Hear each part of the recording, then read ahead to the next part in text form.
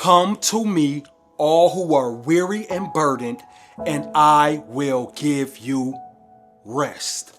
That is Matthew 11 verses 28. See, there is a gift coming for you. And no, it's not wrapped in a shiny paper or delivered in an Amazon box. It's not a check in the mail or some sudden miracle that looks good on the outside. No. This gift is different. This gift is going to hit you like a wave of peace, a wave of clarity, a wave of release. Because for the first time in a long time, you're going to actually let go and finally give it to God. You're going to stop running. You're going to stop hiding. You're going to stop pretending you're strong enough to carry the weight of the world on your shoulders. Because the truth is deep down, you know you can't anymore. You've been exhausted before your feet even hit the floor in the morning.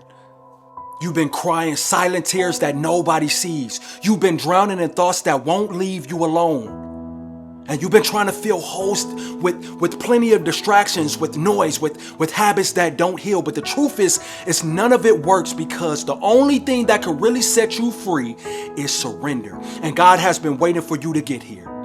Waiting for you to finally whisper, I can't do this anymore, so he can step in and carry you. Because in Isaiah 41:10 it says, do not fear, for I am with you. Do not be dismayed, for I am your God. I will strengthen you and help you. I will uphold you with my righteous right hand. And that's the gift. You don't have to carry it all anymore. You don't have to keep being the strong one for everyone else while you're breaking inside. I know the feeling. You don't have to keep hiding from your pain, because when that wave of God's release hits you, you're going to feel lighter, freer, like the chains that had you bound just fell off. And for the first time in a long time, you'll actually be able to breathe easy. You'll smile without forcing it. You'll find peace even though the storm is still raging around you. Because Philippians 4 verses 7 says, and the peace of God, which transcends all understanding, will guard your hearts and your minds in Christ Jesus. And see, that's the kind of peace that don't make sense. The kind that steadies your soul when your life is so hard. The kind that reminds you that you are not alone, that you are not forgotten. That God has been with you this whole time, just waiting for you to actually let go. So if you've been at the end of your rope for some time now, if you're feeling overwhelmed, heartbroken, stressed by bills, crushed by mistakes, terrified of not being enough, hear me when I say this. The gift that's coming for you is freedom. Freedom from carrying what you never meant to carry. Freedom from running and numbing and pretending. Freedom to finally actually live again. Because the same God who holds the oceans in his hand is about to flood your life with a wave of rest. The same God who raised the dead is about to resurrect the parts of you that quit. And when it hits, you will know that you don't have to run anymore. You will feel it. You don't have to hide anymore. You don't have to keep fighting this thing alone. You've been doing that for way too long. You can finally start enjoying life like you used to. Not because it's perfect, not because every problem has now disappeared, but because you've learned the secret. See, that's the part. You've given it to God. And once you hand it over, the weight loses its power. The fear loses its grip, and the gift of peace, of rest, and the freedom becomes yours forever. All right, let's be real. Straight up, brother to brother, sister to sister, no mask, no preacher voice. Just me talking from my chest to yours.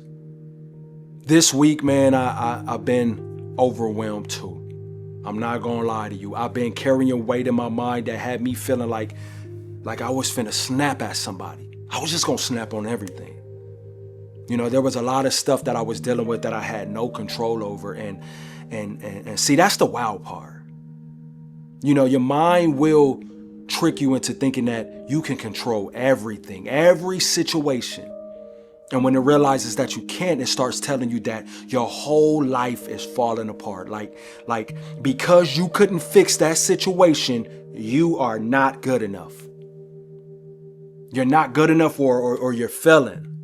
And I know that feeling way too well, you know. I know what it's like to sit up in the car after work with your hands on the wheel, just staring into space, thinking about everything that you can't change, everything that you can't stop. I was there.